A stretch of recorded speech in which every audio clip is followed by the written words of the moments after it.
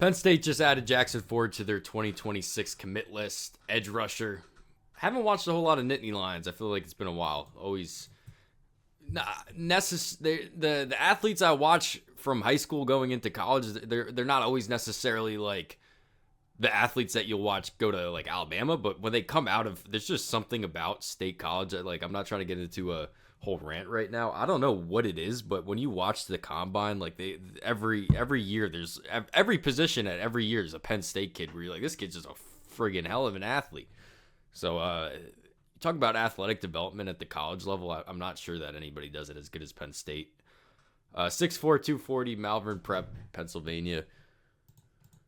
Let me take a look at him now. And that's not to downplay their efforts on the recruiting trail. All I'm saying is you can tell there's a noticeable difference from the second they walk onto campus to the second that you see them at Indianapolis at the combines, really when I feel like they shine.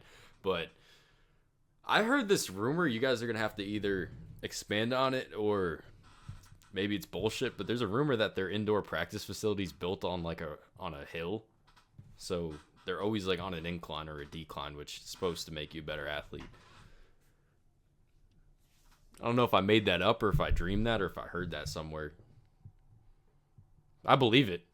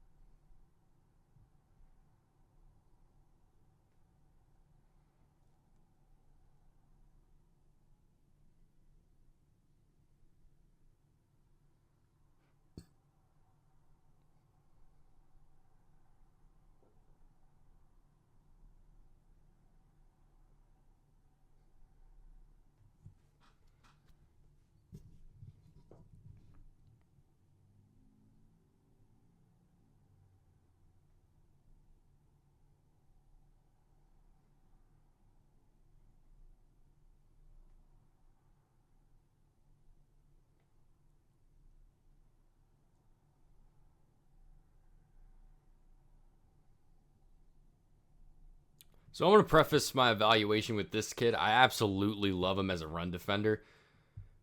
When you start watching college football and not just the draft, you'll see a lot of these kids that get drafted early. It's not that they can't defend the run. It's just that they just don't do it. They just don't set the edge. You know, they'll be very long and they'll be very athletic and they'll have the tools to set the edge, but they just don't really have the willingness. And they still get drafted early, but in college, it's a real issue and it costs teams games a lot. So I think this kid right away is a great edge defender. I'll tell you that. He's real strong. Uses leverage well. Those are the things that translate into a kid being a solid run defender at the next level. That being said, I don't think he's an Abdul Carter type where he's just got a wicked first step, where he's just an elite pass rusher.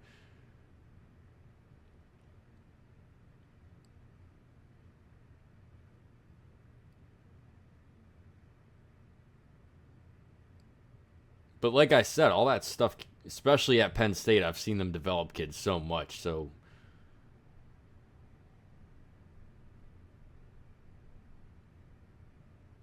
absolutely a kid I'd love to have in my class, because if you guys watch this channel at all, I just always harp on the athletic stuff,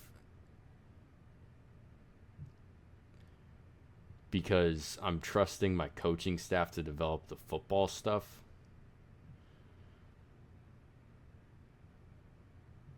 So those are the kids I'll go crazy for, like just the great athletes that aren't good football players yet, but you know, every team and every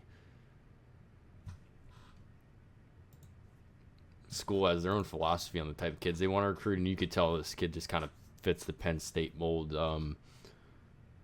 Why do I say that? He just hardworking. You can tell he takes the weight room seriously because at, what was he, 6'4", 240, he's not going to be he's not massive like some of these other recruits. And like I said, the first step, in my opinion, he's not like crazy explosive. But for him to be able to do this to a kid, you can tell he takes the weight room serious. And a good understanding of leverage as well, I think, in my opinion.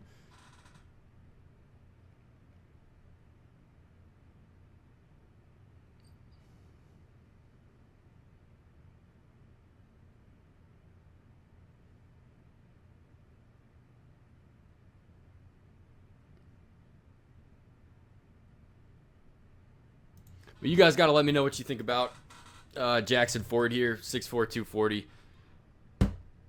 Anybody else in this class you want me to watch? Like I said, I'm kind of behind on the Penn State football players, and it's more that they just haven't really committed recently.